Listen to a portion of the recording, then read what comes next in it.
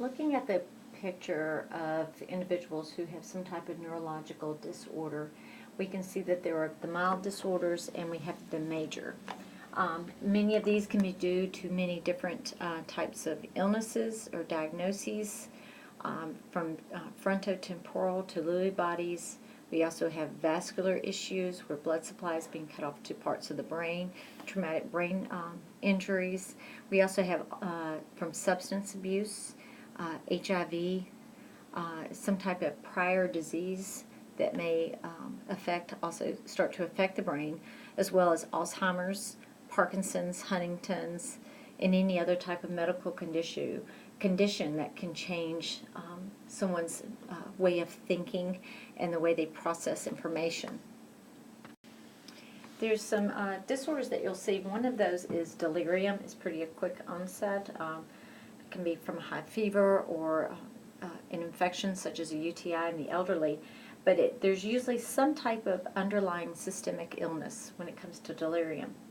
With dementia, this is usually due to some type of cause or area of the brain that has been damaged, or from some kind of illness that has caused this dementia.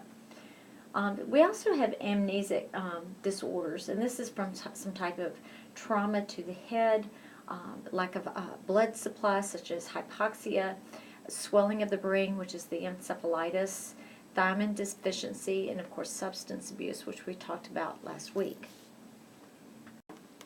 When we look at delirium, this is usually some type of medical emergency is going on. So they've had some kind of alteration in their level of consciousness. Either they don't know person, place, or time, they're in and out of consciousness. So whatever it may be going there, they are very disoriented, may become anxious because of the disorientation and confusion, can become agitated, not remember things very well, maybe be a little delusional in their thinking, maybe seeing hallucinations, someone trying to drive with a high fever, leaves just barely blow across the road and they think it's an animal and they swerve. So again, we do see this delirium with all of these types of symptoms that you may have that go along with it.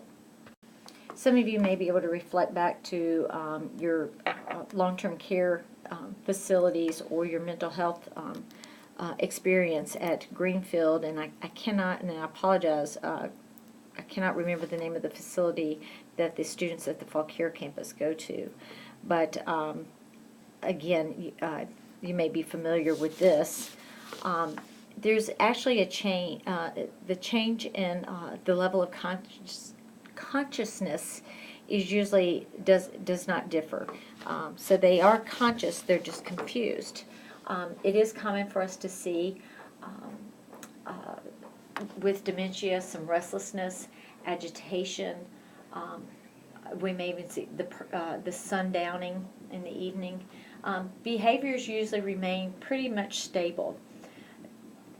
Personality change is usually very gradual. Vital signs are usually stable unless they have an illness. Progressive deterioration of any type of cognitive functioning. There's usually a universal or global impairment of their intellect. And then they'll also have difficulties with memory, problem solving, and holding attention to complex situations and materials. And then we have Alzheimer's. Now, just because someone has dementia doesn't mean that they have Alzheimer's or will get Alzheimer's. And so please make sure you keep that straight in your heads, no pun intended. But there's some biologic factors that might be related to or lead to Alzheimer's disease. And this could be some type of neurologic degeneration. And there's been many theories and studies out there, from aluminum to certain foods that we eat, that could be the cause or a contributing factor. Another is just some risk factors, whether it's cardiovascular disease, cutting off where you don't get enough blood supply to a certain part of the brain, it starts to die, to some type of social engagements, and again, our diets, what we're eating. Social engagement meaning social activities, whether it's drug use and so forth, or have they had any type of history of a head trauma or some type of traumatic brain injury in the past. There are actually 7 stages when it comes to Alzheimer's disease. In stage 1, they have normal functioning. They don't even know they have anything going on. There's no memory problems, no impairment. They have just normal functioning.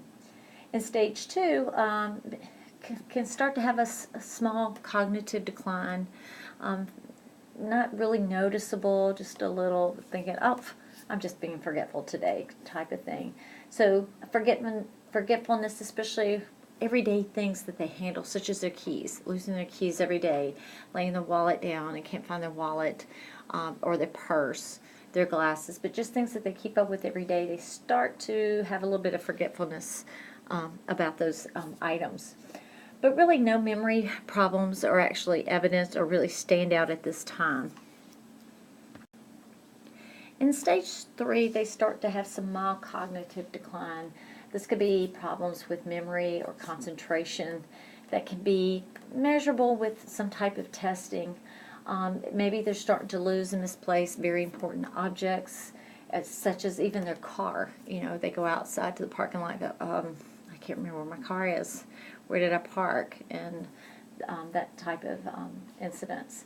Of course, a decreased ability to be able to make plans, can't really see ahead, and they're having some confusion with that. They're starting to show signs of short-term memory loss, and so some of the family members start to recognize that, such as, Grandma, we're coming over at 8 o'clock to pick you up to go to dinner. And then you call and remind again that day that we'll be over in an hour to come get you for dinner. And then you go over there an hour and go, oh, what are you doing here? And they've forgotten. Start to have a decrease in their attention span, difficulty remembering words or names. They can't think of a word to use for a certain object, or just different people's names that they've used over and over many times. And they just start to have some problems being and feeling uncomfortable in social and work situations because they just can't keep up, and their memory is failing them. So this can actually become a problem. In stage 4, they start to appear a little bit more withdrawn and subdued, especially in social or mentally challenging situations. We're going to start to observe some memory loss, decrease knowledge of recent events. They can remember long-term events, but recent events they have trouble remembering. So we start to notice this decline when we do any type of assessment on their memory and on their cognitive abilities. They even have difficulty with more complex tasks now about paying the bills. So someone might have to step in and help with this. And then we may also start to see a little bit of a personality change as well. In stage 5, this is your moderate to mid-stage Alzheimer's. So we're starting to see that moderate to severe cognitive decline now. They start to have increased cognitive deficits that individuals notice. They're starting to become a little more disoriented and confused. Why am I here? Before, sometimes you walk in a room and go, what did I come in here for? Now they have no clue. They may even go into the bathroom and not really remember what it is they're supposed to do or how they do it, such as brushing their teeth. So we'll see some disorientation and confusion. They'll have the inability to recall just important details, such as their own phone number and address that they've had for years. But they can remember information about themselves and their family, but when someone says, well, where do you live? What is your address? And they can't remember that, or what is your phone number? In stage 6, this is where they have this moderately severe or mid-stage. So it's just a little bit more extreme than before, which is the moderate or mid-stage. This is moderately severe. So this is severe cognitive and memory decline. They're going to have the loss of short-term memory and things about their surroundings. They don't even remember if they ate that day or if they had anything to drink, what the day of the week, and so forth. They have the ability to recall their own name, but anything but their own personal history you may remember this talking to some of your patients, if if they have any children, if they've been married, they may not remember that, where they've lived before, what did they used to do for a living. They may start to have some personality changes where they might say things and talk a little bit different way than what you've always known to be. They become a little aggressive, or maybe start to be very quiet when they were a very outgoing person. We also see in their personality, we'll start to see some delusions, hallucinations, and even some compulsive behaviors. Also, too, they may start wandering. And so this can actually become a very difficult to handle when you have individuals who start to wander. And as we know from the news, sometimes we do hear of individuals who have wandered off and the family is out looking for them. Continuing on with stage 6, they also may need assistance now with ADLs. Like I said, may not remember how to use a toothbrush, or you hand them the toothbrush and toothpaste, but they don't quite know what to do with the toothpaste. Sleeping, they have a disruption in their sleep-wake cycle. We may even start to see the incontinence and violent tendencies as well. In stage 7, this is your severe or late stage, and so this is where there's a significant or severe decline in their cognitive abilities.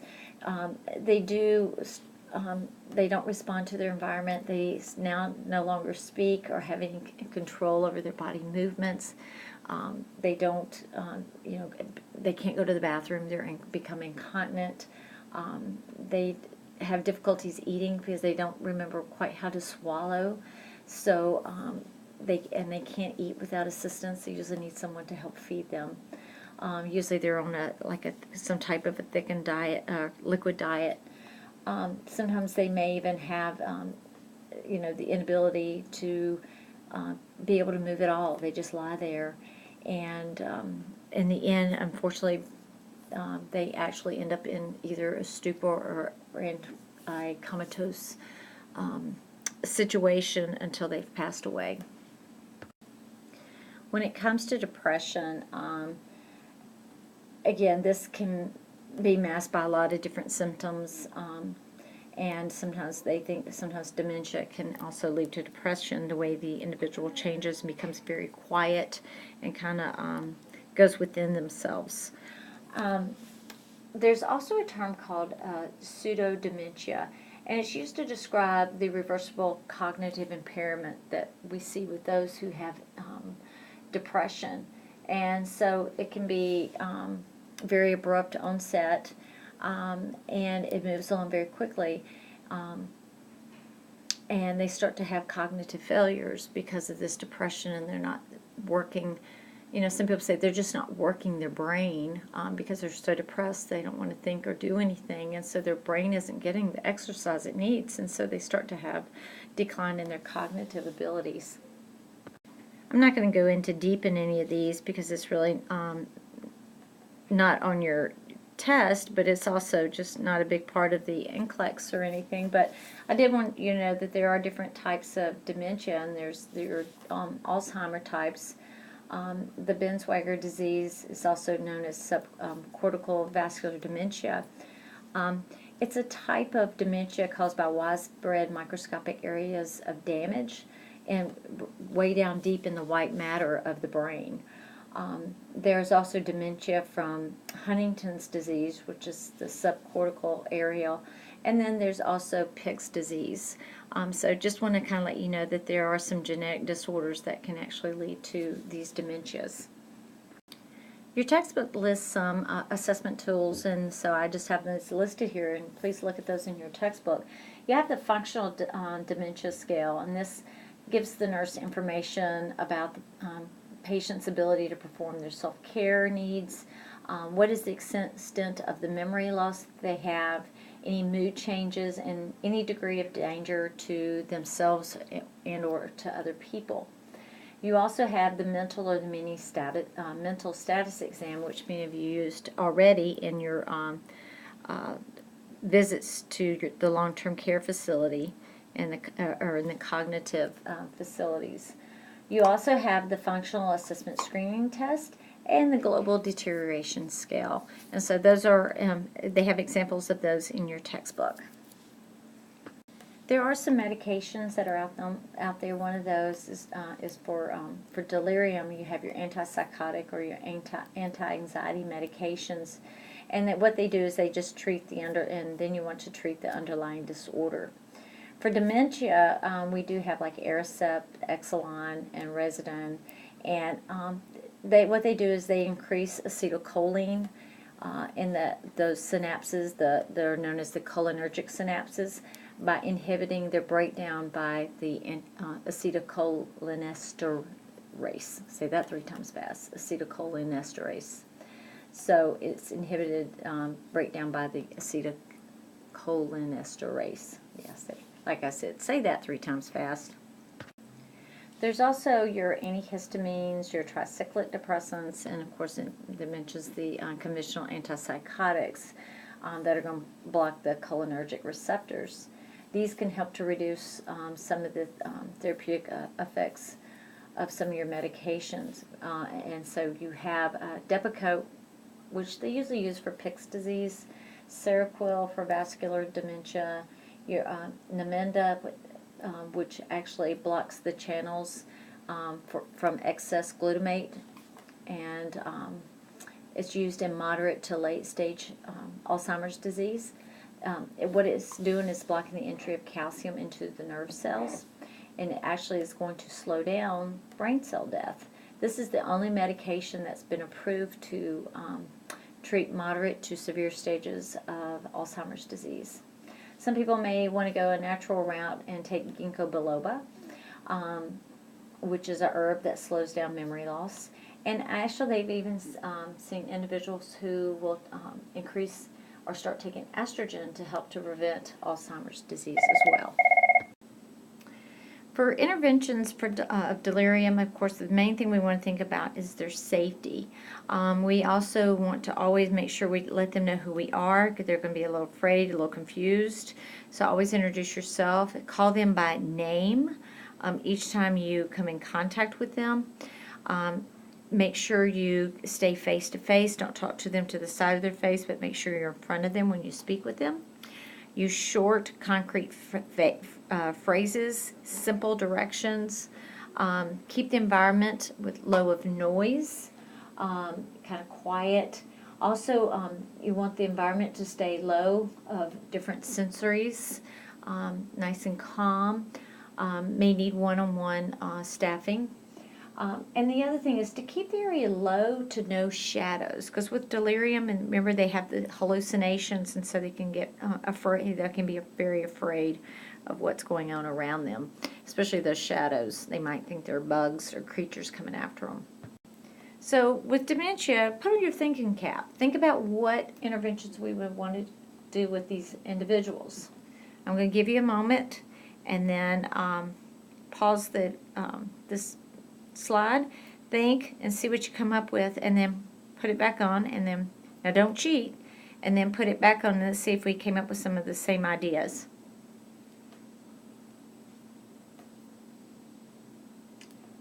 Okay, so I hope you paused the video and wrote down a few things, and so let's go over. Again, you always want to gently kind of orient the client, depending on how far along the dementia is. Always educate the family about home safety and ways to keep them safe in the home. Also to maintain optimal nutrition, make sure that they're eating and taking care of themselves. Bowel and bladder training, reminding them and helping them to go to the restroom. Another thing you might want to do is utilize nonverbal forms of communication, label things, have signs up. Help them to remember where the bathroom is, the stove, where their room is, not to go out a certain door, to stop, things like that. Structure the environment to support their cognitive functions, making sure you have a safety lock. If they're a wanderer, make sure you have locks that are at the top of the door where they can't reach, so they don't wander out. You might want to give them some kind of aids, glasses, hearing aids. Make sure the area's lit well and it's a safe environment. keep up a daily routine. That helps them each day to have the same routine every day. Make sure the caregivers are consistent, someone they become familiar with. And minimize the need for decision making. Either lay something out or lay two things out, but making decisions can make them confused and very aggravated. So how'd you do? When we think about applying the nursing process, your overall assessment, you want to look for 4 cardinal features of delirium. And one of those, number 1, would be acute onset, and it has a fluctuating course. The second feature is reduce the ability to direct, focus, shift, and sustain attention. They'll have disorganized thinking. And 4, they'll have a disturbance in their consciousness. In the nursing process also too, you want to continue on. They'll have cognitive and perceptual disturbances, maybe some illusions and hallucinations. We need to make sure that we're attending to their physical needs, make sure they're eating and they're drinking, we're toileting, turning, making sure they're moving around so they don't get sores. Their moods and their physical behaviors may vary, so we need to assist them with that, making sure also that we keep them in a calm mood. And last, a self-assessment, and not even for yourself, but also for the caregivers, because they can be very trying sometimes to take care of someone in this stage, and it can actually wear on you. So you really want to assess yourself and make sure that you have the patience to take care of these patients. And here you'll see some of the diagnoses. There's more on table 23-2. One of the main ones that stick out would be risk for injury, acute confusion, of course, and risk for deficient fluid volume. Again, like I said, they may not remember to eat or drink every day. And then you want outcomes identification. You can look on table 23-3. They have some examples there for you. Last but not least is your implementation. You want to prevent physical harm due to any type of confusion, aggression, or the fluid and electrolyte imbalance. We want to perform a good comprehensive nursing assessment. This is going to help us to identify any causes. You want to assist with proper health management, maybe hopefully to eradicate an underlying cause. And you also want to use supportive measures to relieve any distress that they may have. And of course, always go back through and evaluate your care. All right, that's all I have for this chapter.